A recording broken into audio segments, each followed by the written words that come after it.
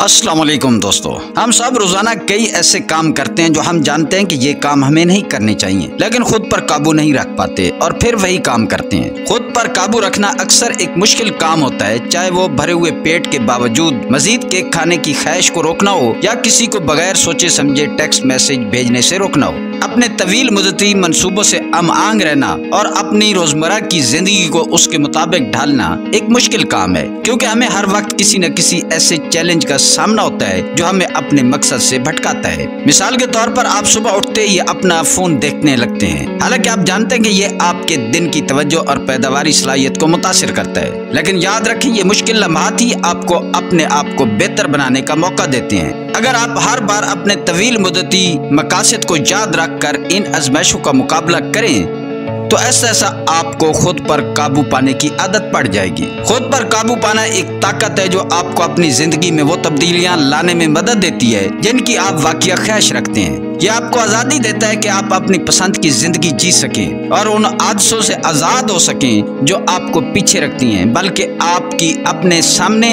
और लोगों के सामने वैल्यू भी कम करती हैं। इसलिए अपनी ख्वाहिशात पर काबू पाना सिर्फ मजबूत इरादे का मामला नहीं होता। अगर ऐसा होता तो ये अब तक हर मजबूत इरादे वाला शख्स कामयाब हो चुका होता। असल में ये ज्यादा अहम है कि आप ये समझें कि आपको अपने आप पर कंट्रोल पाना क्यों जरूरी है। आपके ज़हन में खुद पर काबू पाने के मकासद बहुत वाज़े होने चाहिए और यह भी वाज़े होना चाहिए कि आप किन असूलों के जरिए खुद पर कंट्रोल पाने की कोशिश करेंगे। इस सफर में अपने साथ सब्र और मेहरबानी से पेश आएं। आप खुद को जबरदस्ती बदल नहीं सकते, लेकिन आप आहिस्ता आहिस्ता मोहब्बत और शफकत के साथ अपनी शख्सियत को निखार सकते हैं। 2024 में शाये होने वाले journal current opinion in psychology में एक तहकीक बताती है कि जो लोग खुद पर बेहतर काबू रखते हैं वो 3 अहम हिकमत अमलियों का इस्तेमाल करते हैं। खुद पर कंट्रोल हासिल करने के लिए आपकी मदद के लिए हम उन 3 हिकमत अमलियों को इस वीडियो में पेश करेंगे। आप उन हिकमत अमलियों के जरिए खुद पर बेहतर कंट्रोल हासिल कर सकते हैं, जिसका मतलब है कि एक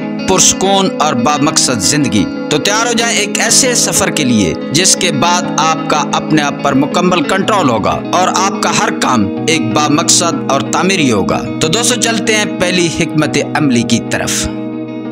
सिचुएशनल स्ट्रेटजी। खुद पर काबू पाने का मतलब सिर्फ अपनी ख्वाहिशात के खिलाफ मुसलसल जंग लड़ना नहीं है, बल्कि इससे ज्यादा मौसर तरीका यह है कि आप अपने माहौल को इस तरह डिजाइन करें कि वो आपकी मदद करे। आप सिर्फ अंदरूनी क़ुव्वत इरादी पर भरोसा ना करें, बल्कि अपने इर्द गिर्द के माहौल को ऐसे तब्दील करें कि आजमाइश कम हो और सेहतमंद इंतखाब आसान हो जाए। मिसाल के तौर पर सारा जो घर के काम करते हुए ज्यादा बामकसद तरीके से अपना वक्त गुजारना चाहती है, अक्सर लॉन्ज में टीवी के करीब काम करती है। वो एक शो की सिर्फ एक किस्त देखने का इरादा करती है, लेकिन जल्द ही पूरी सीरीज देखना शुरू कर देती है, जिससे वो अपने काम में कमी पर मायूसी महसूस करती है। इसका हल निकालने के लिए सारा ने एक पुरसुकून कमरे में टीवी और दीगर खलल डालने वाले अवामिल से दूर एक मखसूस काम करने वाली जगह बना ली है। अपने माहौल को बदल कर उसने टीवी देखने की आजमाइश को कम किया और खुद को ज्यादा तवज्जो और पैदावारियत के लिए तैयार किया। बिलाल एक दुकानदार है, वो अपनी दुकान और कारोबार पर तवज्जो देना चाहता है, लेकिन उसे दुकान में मोबाइल को देखने की आदत है। उसने उसका हल ये निकाला है कि कॉल के लिए एक कीपैड मोबाइल लिया है और अपना स्मार्टफोन वो घर पर रख कर जाता है। अब वो दुकान में अपने कारोबार पर तवज्जो देता है। ये तरीके में सिखाते हैं कि खुद पर काबू पाने का मतलब सिर्फ अपनी ख्वाहिशात के खिलाफ लड़ना नहीं है, बल्कि अपने माहौल को इस तरह तरतीब देना है कि वो आपके हक में काम करे, जैसे सारा और बिलाल ने किया है। Number 2, attentional strategy. तवज्जो मरकूज हिकमत अमलियों का मतलब यह है कि आप अपनी तवज्जो वक्ती आजमाइशों से हटाकर अपने तवील मुद्दती मकासद पर मरकूज करें। जब आप अपनी नज़र गहरी ख्वाहिशात और मकासद जैसे अच्छी सेहत, माली इस्तेकाम या ज़ाती तरक्की पर रखते हैं तो आर्जी लज़्ज़तों की कशिश खुद ब खुद कम हो जाती है। मिसाल के तौर पर सारा जो ज़ाती तरक्की पर तवज्जो देना चाहती है, अक्सर काम के बाद टीवी के सामने आराम करने की ख्वाहिश महसूस करती है, हालांकि वो जानती है कि इस वक्त को मुताला करने या अपने किसी शौक पर काम करने में ज्यादा बेहतर तरीके से इस्तेमाल किया जा सकता है। एक बेहतर हिकमत अमली जो सारा अपना सकती है वो ये है कि वो अपने लॉन्ज में एक मखसूस और आरामदेह मुताले का गोशा बना ले, जिसे वो अपने टीवी से ज्यादा दिलकश और पुरकशिश बनाए। जब भी वो कमरे में दाखिल हो, उसकी तवज्जो फौरन आरामदेह कुर्सी और किताबों के ڈھیر کی طرف جائے جو اسے اس کے طویل مدتی مقاصد کی یاد دلائے۔ یوں سارا زیادہ آسانی سے وہ سرگرمیاں منتخب کرے گی جو اس کی زندگی کو بہتر بنانے میں مددگار ہوں گی، بجائے اس کے کہ وہ وقتی آرام یعنی ٹی وی دیکھنے میں اپنا وقت ضائع کرے۔ 2022 میں Journal of Research in Personality میں شائع ہونے والی تحقیق کے مطابق ایگو الائنمنٹ یا خود کی ہم آہنگی زیادہ بہتر طور پر قابو پانے اور خوشحال زندگی کے ساتھ جڑی ہوتی ہے۔ ایگو الائنمنٹ کا مطلب یہ ہے کہ آپ وہ کریں جو آپ کو کرنا چاہیے، بجائے اس کے کہ آپ فوری خواہشات کے تحت فیصلہ کریں۔ تحقیق کے مطابق جو لوگ ایگو الائنمنٹ کی اعلیٰ سطح رکھتے ہیں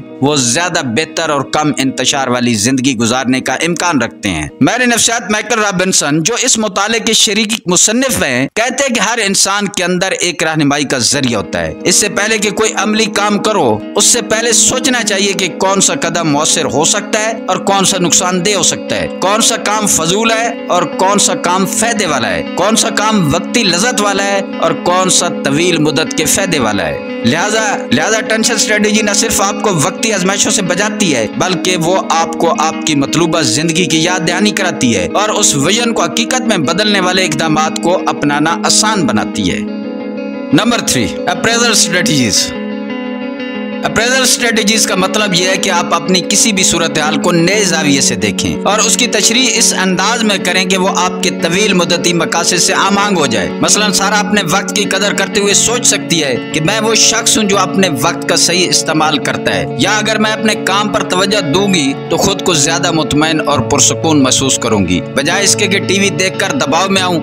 ایسی شناختی سوچ سارا کو یہ سمجھنے میں مدد دے گی کہ وقتی لذت والے کاموں سے زیادہ طویل مدتی کاموں میں فائدہ ہے، جس سے ٹی وی دیکھنے کی کشش ختم ہو جائے گی۔ تشخیصی حکمت عملیوں میں مستقبل پر مرکوز سوچ بھی شامل ہو سکتی ہے، جس میں آپ اپنے اعمال کے طویل مدتی فوائد کا تصور کرتے ہیں۔ مثلا سوچیں کہ آپ ایک بہتر انتخاب کرنے کے بعد کیسا محسوس کریں گے، خواہ وہ صحت مند انتخاب پر فخر ہو یا برے انتخاب سے بچنے پر سکون۔ ایسی مثبت سوچ آپ کو اپنے طویل مدتی پر قائم رہنے کی تحریک فراہم کرتی ہے اور خود پر قابو پانے کی صلاحیت کو بڑھاتی ہے۔ تاہم جب تشخیصی حکمت عملی مؤثر ثابت نہ ہو تو اکثر لوگ اپنی قوت ارادی پر انحصار کرتے ہیں، جیسے خود کو زبردستی ورزش کرنے پر مجبور کرنا جب دل نہ ہو، مگر محققین کے مطابق قوت ارادی ہمیشہ مضبوط نہیں ہوتی اور اس پر زیادہ انحصار کرنا تھکا دینے والا اور غیر مؤثر ہو سکتا ہے۔ ایک مطالعے میں تجویز دی گئی ہے کہ قوت ارادی کو ایک آخری حربے کے طور پر استعمال کیا جانا چاہیے، کیونکہ یہ ایک مشکل اور ناپسندیدہ طریقہ ہے۔ اگر سارا اپنی قوت ارادی کو استعمال کرتے ہوئے خود کو زبردستی ڈیسک پر بٹھائے رکھے اور ٹی وی دیکھنے کی خواہش کو روکے تو یہ بہت تھکا دینے والا ہو سکتا ہے۔ اس کے بجائے اگر وہ باقاعدگی سے تشخیصی حکمت عملیوں پر عمل کرے تو اس کا خود پر قابو پانا زیادہ قدرتی اور کم دباؤ والا بن جائے گا۔ دوستو یاد رکھیں، خود پر قابو پانے میں ناکامی آپ کو کمزور نہیں بناتی۔ جذبات اور خواہشات کے ساتھ جدوجہد کرنا ایک انسانی تجربہ ہے، ناکامی نہیں۔ خود پر قابو پانے کا مطلب محرومی نہیں بلکہ اپنی زندگی میں اس انتخاب کی آزادی ہے جو آپ کو اپنے اہداف کی طرف لے جائے اور ان عادتوں سے نجات حاصل کرنا ہے جو آپ کو پیچھے رکھتی ہیں۔ دوستو یاد رہے کہ خود پر کنٹرول حاصل کیے بغیر آپ زندگی کے مقاصد حاصل نہیں کر سکتے۔ یہ 3 حکمت عملیاں آپ کو اپنے آپ پر بہتر کنٹرول کرنے کے لیے بہترین رہنمائی فراہم کرتی ہیں۔ آج ہی ان پر عمل شروع اور اپنی نئی شخصیت کو خوش آمدید کہیں۔ دوستو اگر ویڈیو پسند آئی ہے تو اسے لائک اور شیئر ضرور کریں، چینل کو سبسکرائب کرنا نہ بھولیں۔ ملتے ہیں کسی اگلی ویڈیو میں۔ اللہ آپ کا حامی و ناصر ہو۔